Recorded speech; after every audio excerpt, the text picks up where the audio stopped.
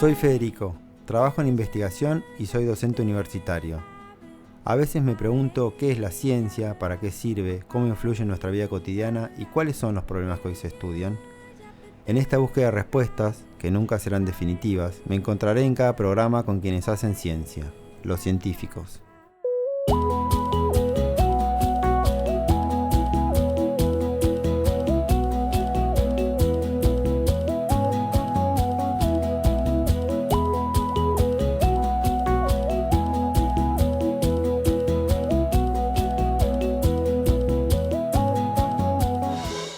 Cuando pensamos en bacterias, las asociamos a infecciones y enfermedades.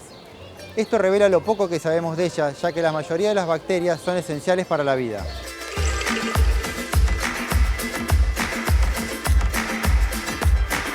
Miles de millones de bacterias viven en el cuerpo humano.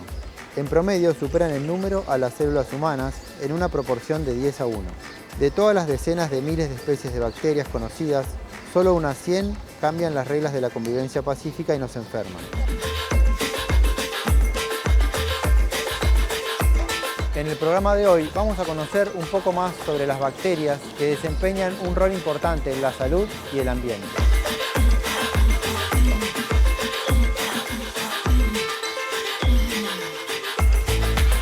Lo primero que tenemos que preguntarnos es qué son las bacterias y cómo convivimos con ellas.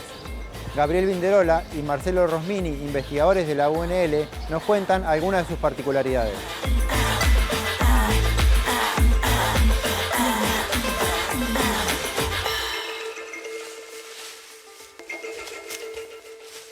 Si uno no tiene una idea qué es una bacteria, se la puede imaginar como un pequeño globito, más redondo, más alargado, muy chiquitito.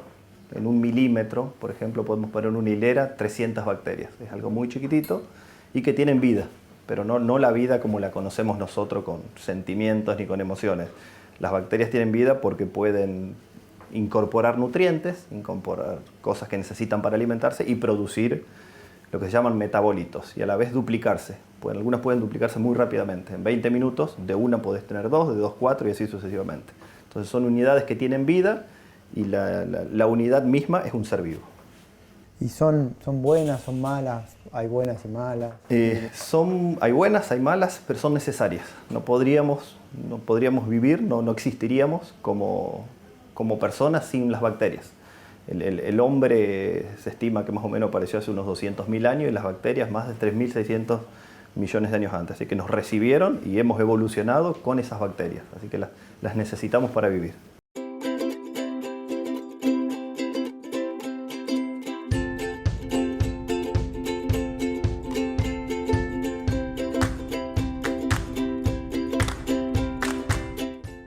Bichitos que te enferman.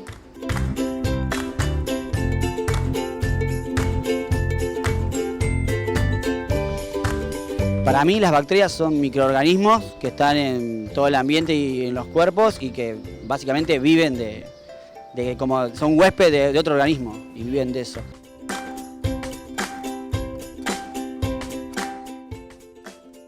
Y te transmiten enfermedades.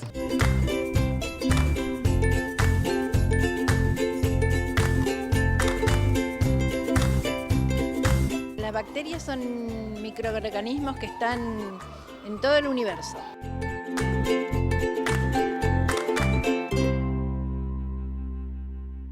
O sea, esa idea de si hay que eliminar a las bacterias, no hay que eliminarlas, hay mucho, sobre todo en publicidad, etcétera, para eliminar o combatirlas. Hace unos 100 años, 50 años, 60 años, cuando no existían los antibióticos, la expectativa de vida era bastante menos porque cuando nos infectábamos con algo, difícilmente podíamos sobrevivir y la gente moría. Entonces, la llegada de los desinfectantes, los antisépticos, antibióticos nos ayudaron a tener mejor calidad de vida, pero si nos vamos al extremo de querer vivir en un mundo estéril, difícilmente podamos sobrevivir. Entonces las bacterias hay que controlarlas, pero tenemos que saber que tenemos que convivir con las bacterias. No vivimos en un mundo estéril. No tenemos que pretender esterilizar todo nuestro alrededor. Esa idea de desinfectar todo eso. Exactamente. Cuando hay una epidemia de alguna bacteria o de algún virus, sí es necesario tomar precauciones, pero lo que muchas veces yo veo una persona que llega a un bar y enseguida saca el alcohol en gel y se lo pasa, le digo, qué daño que le estás haciendo a las bacterias que viven en tus manos y que las necesitas para vivir. Eso a largo plazo puede tener consecuencias insospechadas.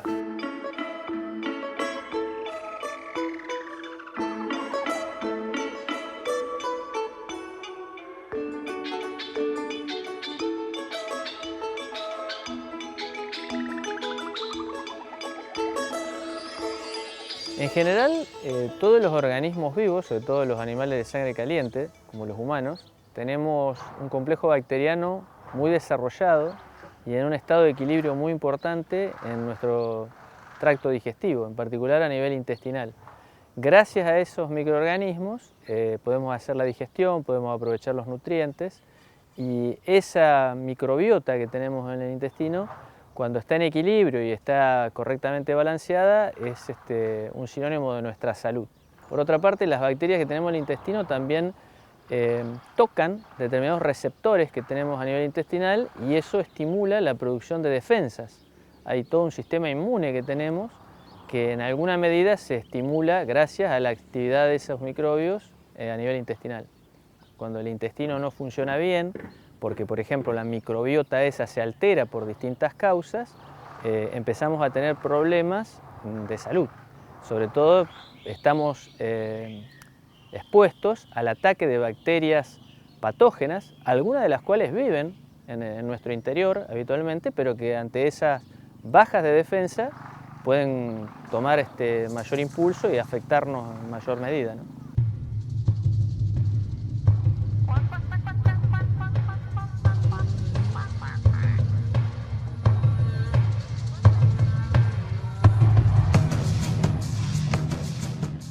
Gabriel Vinderola trabaja en el Instituto de Lactología Industrial y con su grupo de trabajo estudian las bacterias que se traspasan durante el parto de la madre al hijo y también a través de la leche materna. La relación del hombre con las bacterias empieza cuando la persona nace e incluso antes, porque hay estudios bastante nuevos que muestran que la mamá le va a pasar al bebé a través del cordón umbilical ya bacterias muertas o pedacitos de bacterias que le llegan al intestino del bebé y lo que hacen es educarle. Nosotros en el intestino tenemos lo que se llama parte de nuestro sistema inmunitario, que es un conjunto de células que es como un ejército que nos protege. Pero esas células hay que educarlas, hay que decirles qué son las cosas que tienen que tener tolerancia, es decir, que tienen que pasar como cosas amigables y sobre qué cosas tienen que montar lo que se llama una respuesta inmunológica. Entonces, el bebé desde que nace se empieza a llenar su intestino de bacterias y esas bacterias le educan el sistema inmunológico. Por lo tanto, esa relación se establece desde que nacemos y nos acompañan, por supuesto, hasta la muerte. No nos separamos nunca más.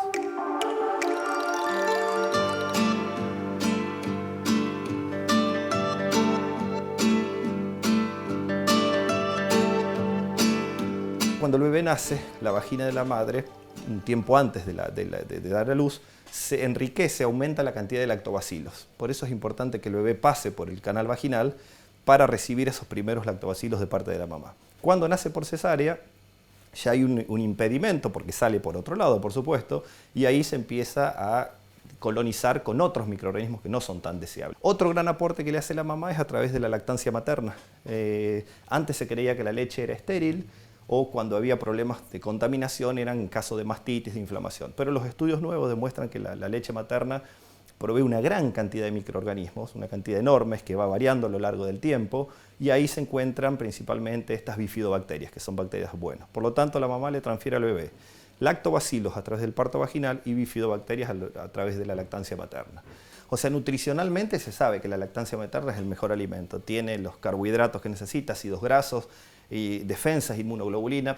Por lo tanto, esto un poco completa esa tradición que dice hay que dar de mamar, porque nutricionalmente, pero guarda también microbiológicamente, le aporta todas las bacterias que después nos van a acompañar durante toda la vida. Por eso es importante saber quiénes son las primeras que llegan al intestino. Y las primeras que llegan van a ser las mejores si es por parto natural combinado con la lactancia materna. Esa necesidad es para hacer frente, por ejemplo, a enfermedades, para actividades metabólicas. Exactamente. Primero porque no habría forma de vivir, físicamente no podríamos vivir sin bacterias. Y si la naturaleza nos hizo así, por algo es. Y la forma en que uno lo puede ver, hay estudios que se hacen con ratones que no tienen bacterias en el intestino y uno ve una serie de cambios morfológicos, fisiológicos, por ejemplo.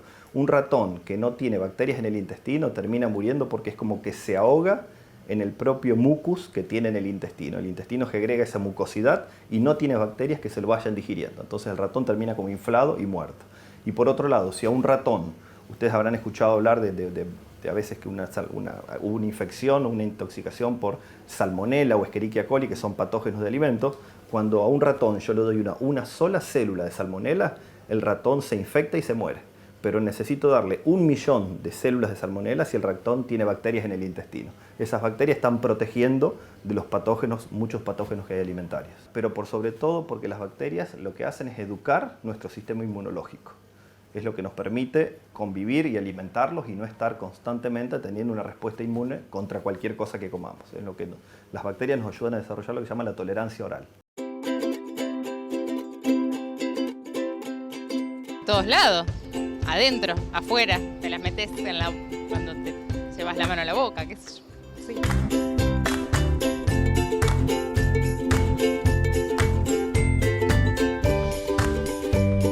Están en todos lados, adentro, por afuera, en la piel, en el aire, cuando ves el rayo de sol que se ven como polvo, también son bacterias, tengo entendido, y en todos lados.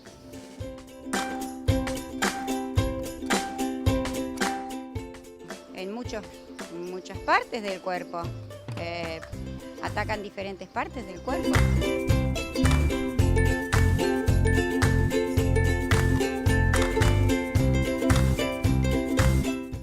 Están por todos lados, especialmente las que yo sé están en el aparato digestivo, por ejemplo.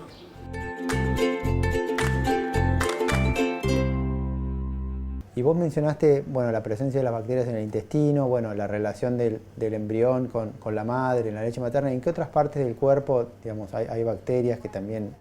En realidad uno dice estamos tapizados por dentro y por fuera, porque tenemos toda la piel cubierta, todo el tracto gastrointestinal cubierto, el canal vaginal está cubierto de microorganismos, y se estima también que en la glándula mamaria ya hay estudios que demuestran que habría bacterias, es decir, tanto por dentro y por fuera. Se estima que la cantidad de bacterias que tenemos en el intestino es mucho más grande que la cantidad de personas que habitan en la Tierra. Entonces cuando uno dice nuestra vida interior, realmente tenemos una vida interior. Es un mundo de bacterias dentro del intestino. Y aún no se conocen todas las especies de bacterias o la variedad de bacterias que hay en el cuerpo humano, por ejemplo, aún resta por conocer cantidad de... Por muchos años a esta, lo que llamamos microbiota intestinal, se la podría considerar como un órgano o como un tejido difuso que lo tenemos en el intestino justamente, y durante muchos años fue un poco desconsiderado, pero por el hecho de que no lo conocíamos, no lo podíamos cultivar fuera en los medios de laboratorio, entonces uno no puede entender lo que no conoce. En los últimos 10 o 15 años se desarrollaron técnicas genéticas que lo que permiten es secuenciar, identificarlas a las bacterias por su contenido genético. Entonces ahí lo que se constituye es el microbioma, que es el conjunto de genes. Gran parte de estas bacterias siguen sin poder ser cultivadas, pero yo las puedo conocer porque les conozco la secuencia genética.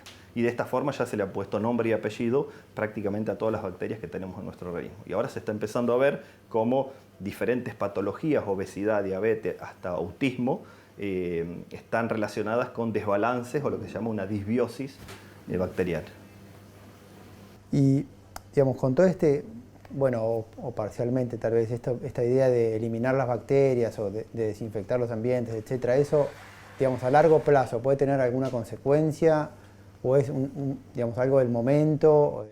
Sí, las primeras consecuencias ya se están empezando a ver con estudios clínicos. Hay estudios clínicos, por ejemplo, hechos en Dinamarca con 2 millones de chicos que nacieron por cesárea o que recibieron antibióticos, es decir, que han tenido una menor exposición natural a los microorganismos, y esos chicos ya en la primera infancia, en la adolescencia, tienen mayor índice de obesidad, de diabetes, de asmas, de alergias.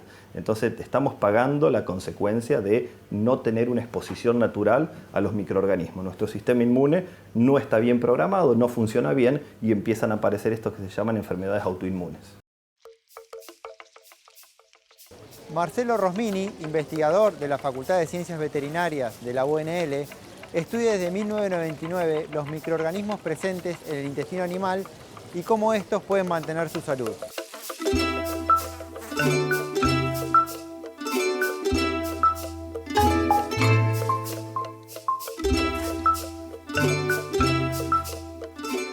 Bueno, nosotros lo que desarrollamos fue una línea de trabajo que tenía por objetivo aprovechar los microorganismos que naturalmente tenemos en el intestino, en este caso los animales tienen el intestino, seleccionar esos microbios, elegir aquellos que tienen propiedades especialmente benéficas para el animal y volverlos a introducir en el animal ya de una forma controlada para poder ayudar a mantener su estado de salud.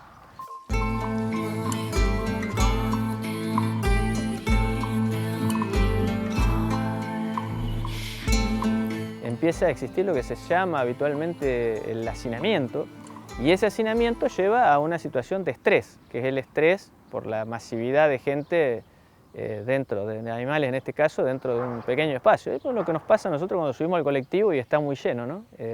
Empezamos a tener una sensación de estrés, nos molesta el de al lado, el aire que respiramos está bastante más viciado. Bueno, eso pasa habitualmente cuando los animales están criados en esta situación de confinamiento. En esa situación, ese estrés puede provocar que las defensas del animal se vean debilitadas. Y ante esa situación, una bacteria que normalmente no le produce ningún tipo de afección, lo puede enfermar. Entonces nosotros lo que hacemos es tratar de suministrar, junto con el alimento, un inóculo bacteriano de bacterias buenas que hemos elegido, que estuvieron previamente en los animales, y que ayudan a estimular las defensas generales del animal para que pueda estar preparado para responder ante ese fenómeno de ataque que tiene la bacteria patógena en ese animal estresado.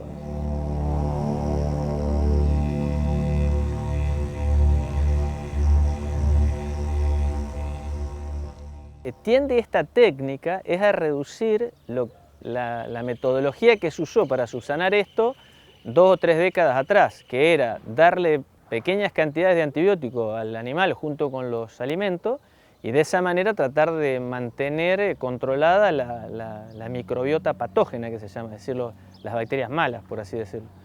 Lo que nosotros hacemos es una técnica mucho más natural, porque es volver a colocar en forma controlada y masiva los mismos microbios que estuvieron presentes en el animal sano. Y de esa manera el animal está más preparado para las situaciones de estrés. En realidad no es una terapia medicamentosa, no es una cura, como sería el caso del antibiótico cuando está suministrado en una dosis adecuada, ¿no? En una dosis médica. En este caso es una situación preventiva, lo que hacemos es tratar de mantener el animal en las mejores condiciones, con una flora, una microbiota intestinal adecuada, y de esa manera puede responder de mejor forma ante un ataque bacteriano debido a estrés o debido a trastornos en su situación de crianza, ¿no? Eleodoro del Valle, investigador de la Facultad de Ciencias Agrarias de la Universidad, utiliza bacterias como insecticidas orgánicos. Este método es novedoso en el mundo y además es una alternativa para la utilización de productos químicos.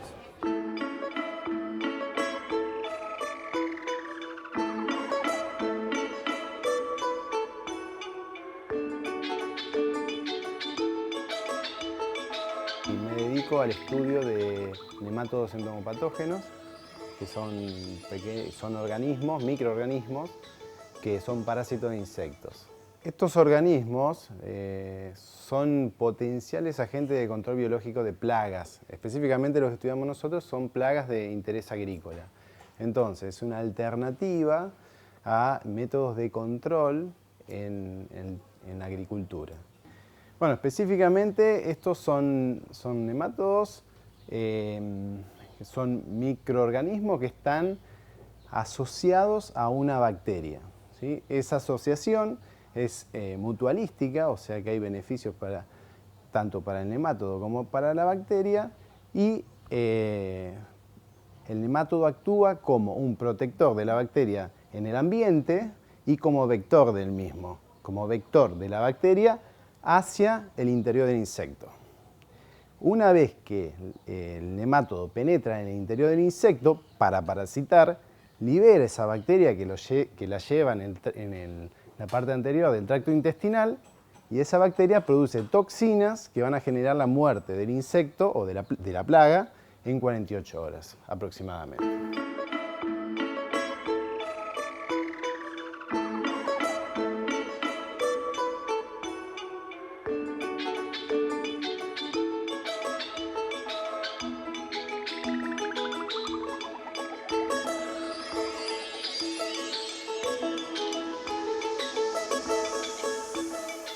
nosotros tomamos las larvas de último estadio y en una placa de Petri con papel de filtro en la base, lo que hacemos es tomar una cantidad determinada de una suspensión de agua con nemátodos y se coloca en la placa.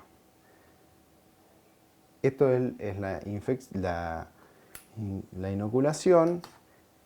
Con el tiempo, o sea, en las próximas horas, estos nemátodos van a pasar del papel de filtro, van a penetrar dentro de este insecto, de esta larva, y van a generar el parasitismo y la posterior muerte del insecto. Aproximadamente a las 48 horas, lo que vamos a tener es algo que lo podemos ver aquí, que es la misma larva que estaba viva, ahora ya está muerta y tiene el desarrollo de las bacterias en el interior, de las bacterias y los nemátodos en el interior de las mismas.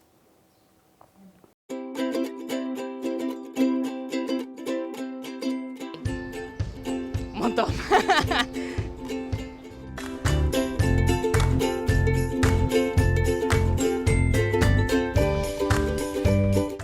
Sí, por, como se llama, leyenda urbana o conocimiento popular que se dice, y te automedicás. Sí, un montón de veces. Porque bueno, es un garrón y hasta el doctor para que te den algo que tenés en casa capaz.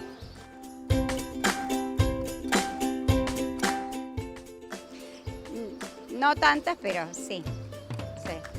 Cuando fue algo recurrente que ya lo había tenido, sí.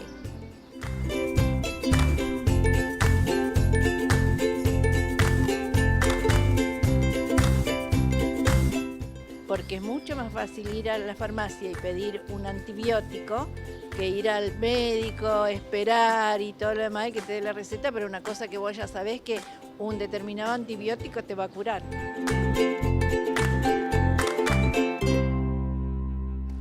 En los últimos 100 años, los investigadores han hecho avances considerables respecto de la domesticación de bacterias con antibióticos, pero las bacterias nocivas han encontrado mecanismos para resistir a estas drogas.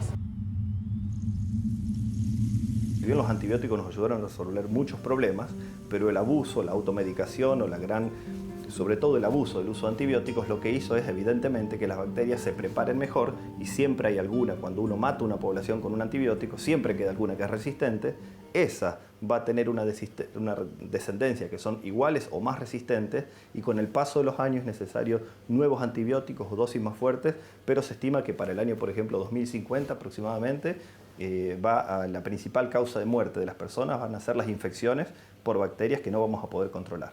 Están tanto tiempo antes que nosotros que tienen estrategias de vida y son mucho más rápidas de lo que vamos nosotros con el conocimiento. Estamos siempre por detrás con este tema de las bacterias y la resistencia a antibióticos. Pero, por ejemplo, se están empezando a plantear nuevas estrategias. Justamente en esta parte con el conocimiento de la microbiota intestinal, hay casos, por ejemplo, de personas que tienen lo que llaman diarreas asociadas a Clostridium difficile.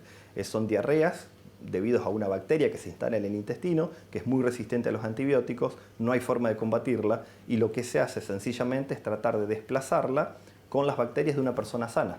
Un familiar dona las heces, textualmente dona las heces, esas heces se hace como una especie de suspensión, se la administra con una sonda y todas las bacterias que están en la materia fecal van a desplazar a esta otra bacteria del intestino. Lo que no podían hacer los antibióticos lo termina haciendo este gran consorcio de bacterias que tienen que venir de una persona sana. Sí, en realidad el antibiótico utilizado en forma adecuada como un medicamento cuando uno está enfermo y se utiliza en la dosis adecuada y en el momento justo no tendría ningún problema. El problema es que cuando se utiliza en forma auxínica, que es cuando se da en pequeñas cantidades durante mucho tiempo, como un mecanismo preventivo, eso puede generar que algunas bacterias desarrollen resistencia a ese antibiótico. Y esa resistencia se ha demostrado que se transmite de bacteria en bacteria.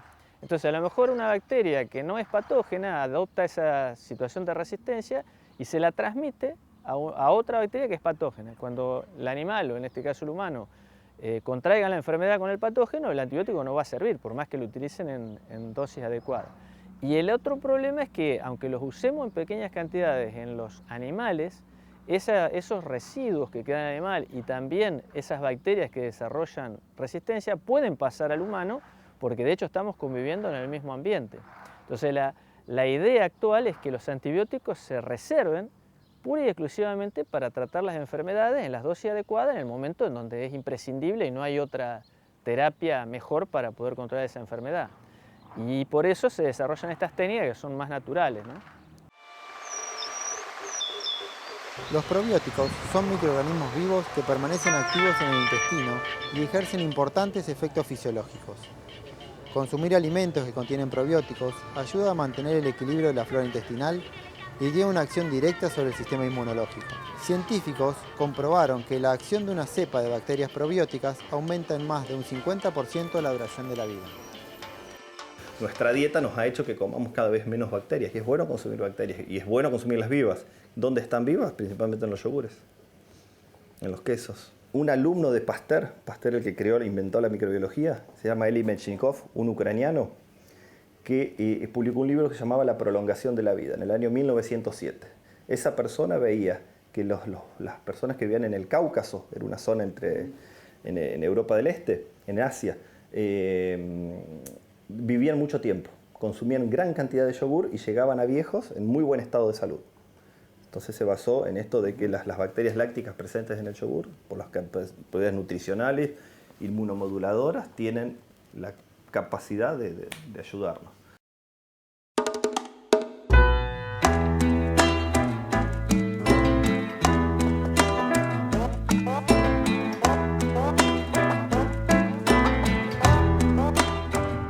En el programa de hoy conocimos, gracias a la ciencia, que las bacterias son beneficiosas e indispensables para los seres vivos.